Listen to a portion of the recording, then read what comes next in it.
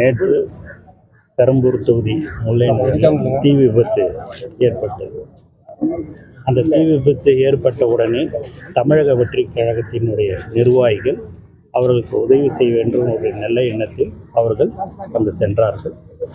அப்போது police inspector அவர்கள் எல்லாரையும் வெளியில் போக சொல்லியிருக்கிறாரு. அதை கேட்டுக்கொண்டு எங்கள் நிர்வாகிகளும் அமைதியாக சென்றிருக்கும்போது 2 பெண் நிர்வாகிகளை அவர் தாக்கியிருக்கிறார். அதற்கு எங்கள் தலைவர் அவர்கள் எதிர்ப்பு தெரிவித்திருக்கிறார்.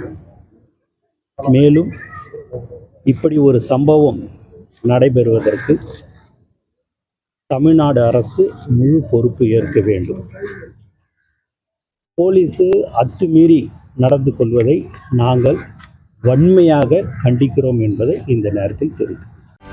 செய்திகளை உடனுக்குடனும் துல்லியமாகவும் தெரிந்து கொள்ள சப்ஸ்கிரைப் பண்ணுங்க.